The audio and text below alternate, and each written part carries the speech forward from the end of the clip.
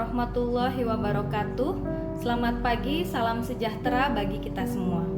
Perkenalkan, saya Ardiana Putri MSI, dosen tetap Program Studi Pendidikan Pancasila dan Kewarganegaraan, Sekolah Tinggi Keguruan dan Ilmu Pendidikan STKIP Kusumanegara, Jakarta.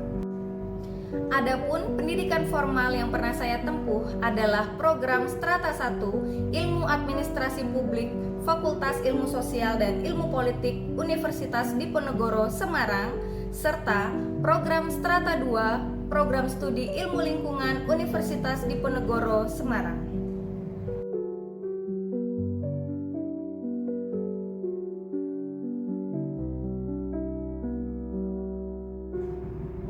Video ini disusun sebagai dokumen pernyataan diri dosen dalam Unjuk Kerja Tridharma Perguruan Tinggi atau PDD UKTPT di bidang pengajaran dalam rangka sertifikasi dosen tahun 2026. Tujuan saya mengikuti sertifikasi dosen ini adalah untuk menunjukkan komitmen terhadap peningkatan kualitas pembelajaran dengan meningkatkan kompetensi profesional sebagai seorang pendidik serta ikut berkontribusi di dalam menghasilkan lulusan yang berkualitas sesuai dengan standar nasional pendidikan tinggi. Sebagai dosen yang berfokus pada rumpun ilmu lingkungan, saya memandang pemahaman mengenai pendidikan kelestarian lingkungan hidup sebagai pondasi yang sangat penting bagi para pendidik di dalam pengambilan keputusan serta pengembangan ilmu pengetahuan. Pada kesempatan ini, saya akan menjelaskan lebih rinci mengenai mata kuliah Pendidikan Kelestarian Lingkungan Hidup yang merupakan mata kuliah wajib di program studi PPKN STKIP Kusumanegara dengan bobot 2 SKS dan dengan kode mata kuliah PKN 334 pada semester ganjil.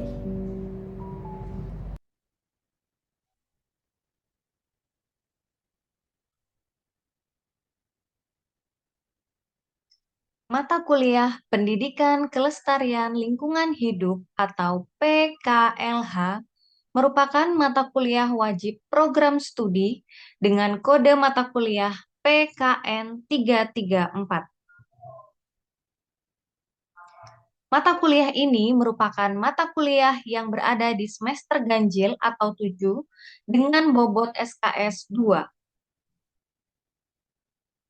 Berikut adalah garis besar rencana pembelajaran semester mata kuliah Pendidikan Kelestarian Lingkungan Hidup. CPL Prodi yang dibebankan pada mata kuliah ada 5 CPL. Kemudian, capaian pembelajaran mata kuliah antara lain yang pertama, mahasiswa mampu memahami lingkungan hidup. Yang kedua, mahasiswa mampu memahami konsep manusia dan lingkungan hidup. Yang ketiga, mahasiswa mampu memahami filsafat lingkungan. Yang keempat, mahasiswa mampu memahami agama dan lingkungan. Yang kelima, mahasiswa mampu memahami etika lingkungan. Kemudian, mahasiswa mampu memahami dan mengidentifikasi bencana alam serta dampak lingkungan dari praktik antroposentrisme. Kemudian, mahasiswa mampu menganalisis mengenai lingkungan hidup di Indonesia, kemudian juga mampu menganalisis mengenai upaya mitigasi masalah lingkungan di Indonesia, kemudian mahasiswa mampu menganalisis perkembangan implementasi pendidikan lingkungan hidup di Indonesia. Selanjutnya, mahasiswa mampu merancang aksi pendidikan lingkungan hidup di Indonesia, serta mampu merancang adiwiyata dan mampu mengimplementasikan pendidikan lingkungan hidup.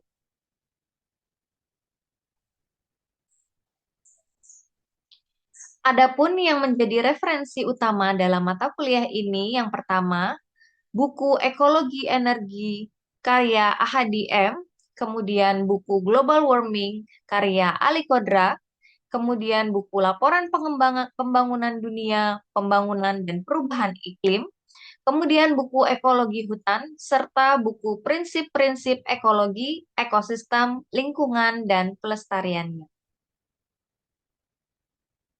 Pada mata kuliah ini terdiri dari 16 pertemuan, di mana 2 pertemuan digunakan untuk pelaksanaan ujian tengah semester serta ujian akhir semester.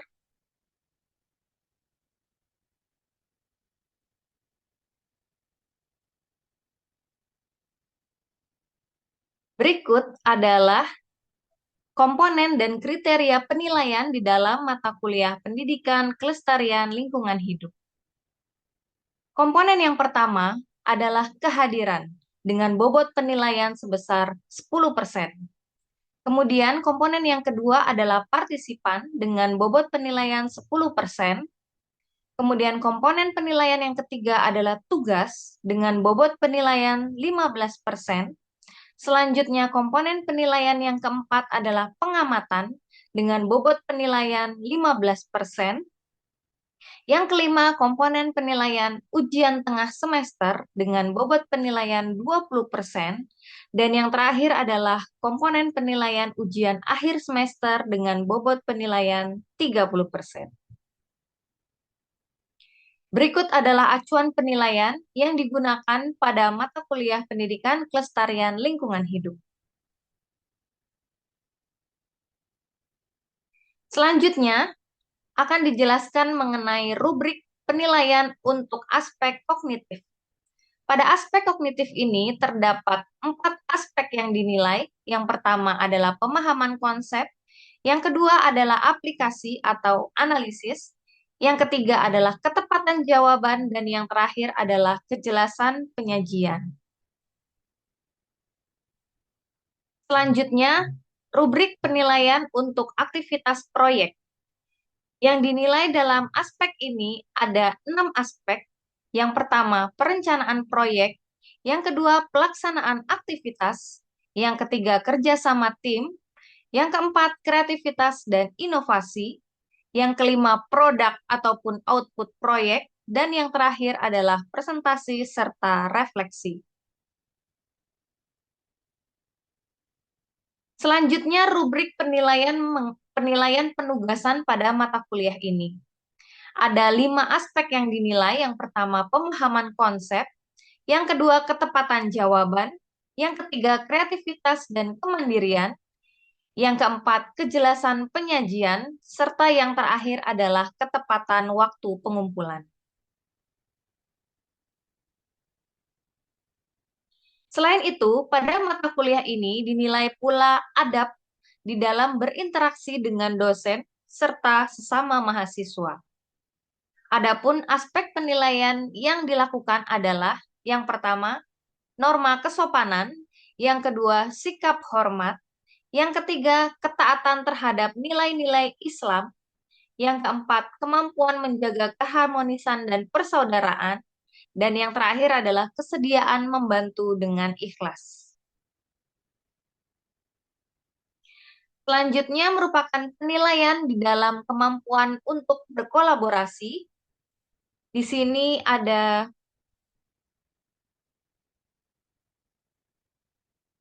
5 aspek yang dinilai.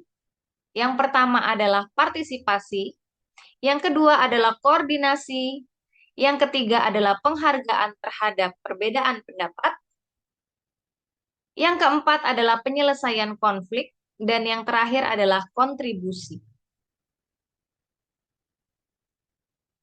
Sedangkan aspek terakhir adalah penilaian kemampuan dalam presentasi. Pada penilaian kali ini, yang dinilai antara lain adalah penguasaan materi, kemudian alur presentasi, kemudian penggunaan alat bantu di dalam presentasi, kemudian kemampuan berkomunikasi, dan yang terakhir adalah bagaimana interaksi dengan audiens. Demikian rubrik penilaian di dalam mata kuliah Pendidikan Kelestarian Lingkungan Hidup.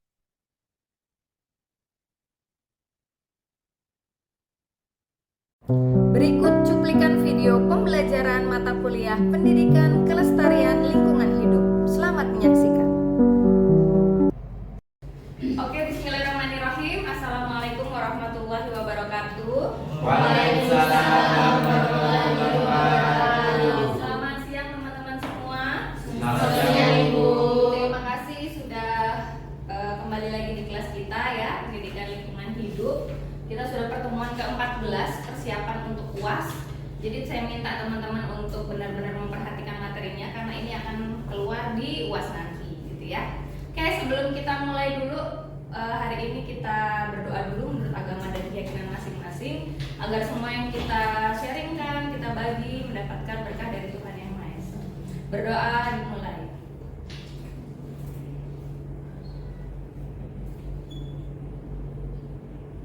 Berdoa selesai. Oke teman-teman, hari ini silahkan teman-teman melakukan absensi di si akad ya, dan juga di grup WhatsApp untuk kehadiran. Bagi yang tidak hadir, nanti akan ada tugas tambahan yang akan saya sharekan juga di @link di si akad kita. Oke, kita mulai dulu. Yang pertama, tema hari ini yaitu tentang mitigasi masalah lingkungan hidup teman-teman. Jadi dari materi yang sebelumnya yang sudah pernah kita bahas, kita mulai masuk ke upaya mitigasinya. Jadi teman-teman sudah tahu skup-skup dari masalah lingkungan hidup, kemudian juga teman-teman tahu jenisnya. Nah, sekarang masuk ke mitigasi atau cara pencegahan untuk masalah lingkungan hidup. Oke, ini peta konsepnya teman-teman. Yang mau kita ambil salah satu masalah lingkungan hidup adalah global warming. Teman-teman pasti sudah familiar ya, global warming atau pemanasan global. Mungkin teman-teman sering dengarnya seperti itu. Di sini ada yang jadi sebabnya, kemudian akibatnya seperti apa, kemudian dampak, dan kita akan bahas di solusi. Nah, ini yang penting untuk pencegahan atau minimalisir dampak dari global warming itu sendiri. Di sini ada penyebabnya, ada 3 bisa kita kategorikan. Yang pertama GRK atau efek rumah kaca, kemudian dari efek umpan balik dari sinar matahari yang tidak bisa dilanjutkan ke atmosfer, dan yang ketiga adalah dari variasi matahari itu. Kemudian akibatnya adalah yang pertama, es di kutub mencair. Nah, teman-teman sudah sering ya mendengar berita itu bahwa ada kenaikan muka air laut dan sebagainya. Kemudian krisis air bersih yang bahkan di Jakarta juga ikut terkena imbasnya. Kemudian juga banyak penyakit baru yang bermunculan, dan yang terakhir adalah menurunnya produktivitas pertanian. Oke, kita akan mulai dulu yang pertama teman-teman. Nah, di sini pengertian global warming ya. Siapa yang di sini masih ingat apa sih global warming itu? Coba. Apa sih pemanasan global itu? Coba kira-kira ada nggak yang bisa mengutarakan menurut teman-teman apa sih global warming itu? Kira-kira ada nggak? Global warming adalah, ada yang mau coba? Pemanasan global.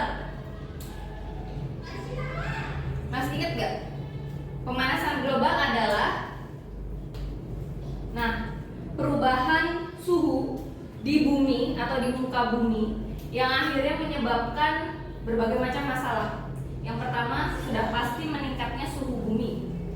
Yang kedua tadi permukaan air laut karena es di kutub mencair gitu.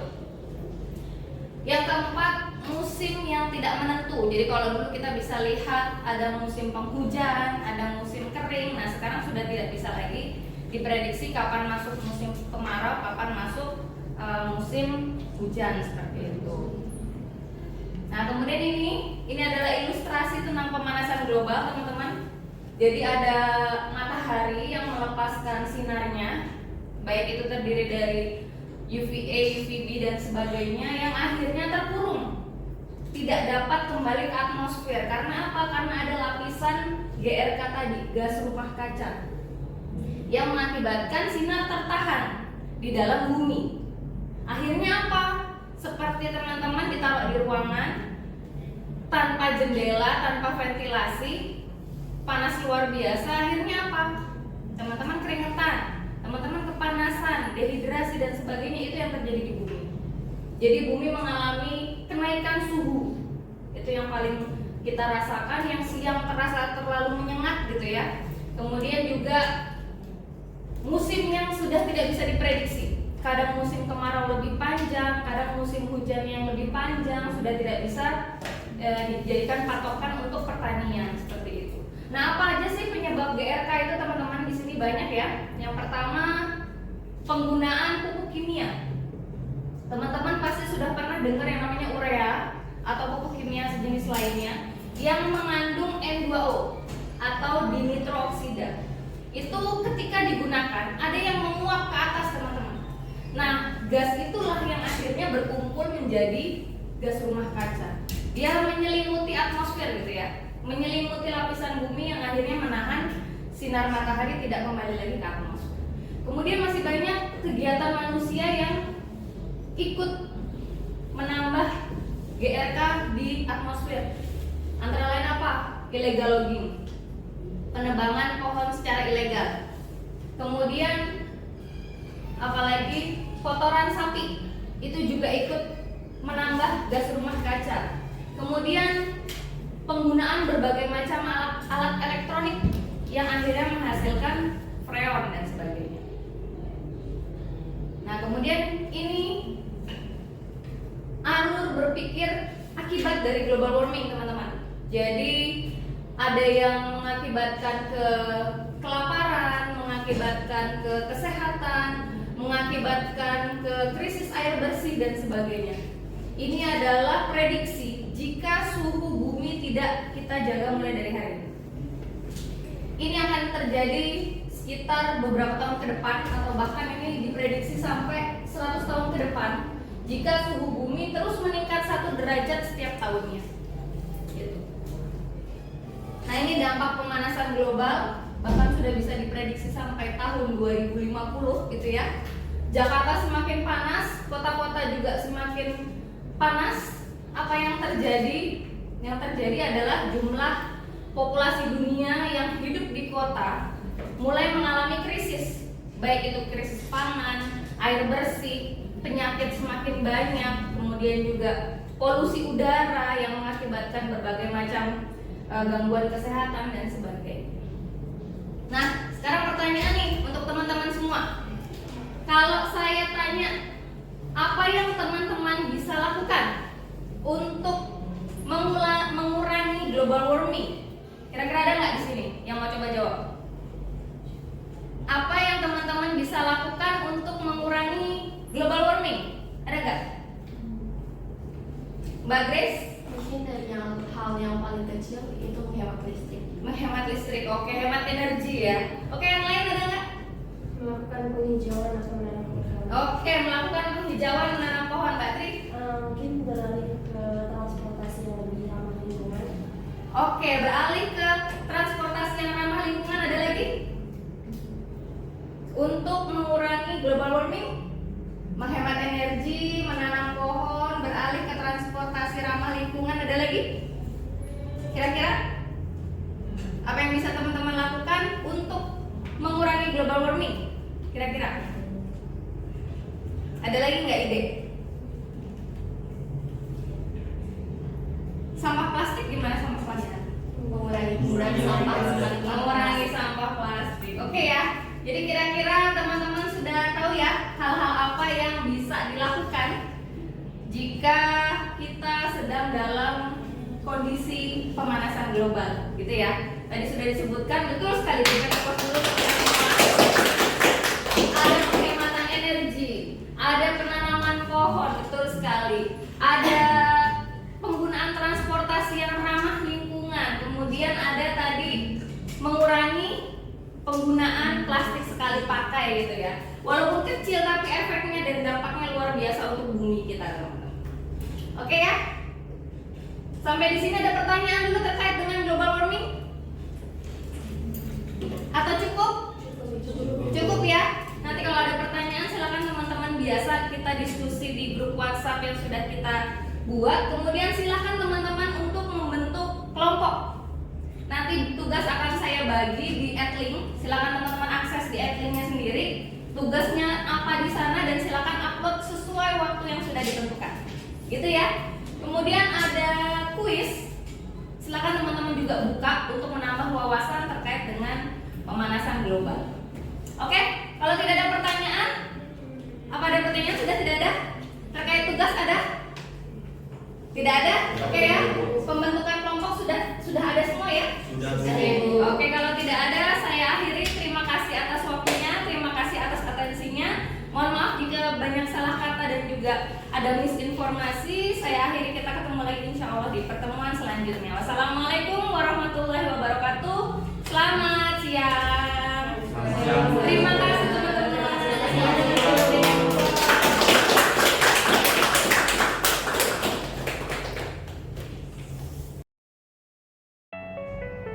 Demikianlah pemaparan mengenai video pembelajaran pendidikan kelestarian lingkungan hidup. Terima kasih atas perhatiannya. Wassalamualaikum warahmatullahi wabarakatuh.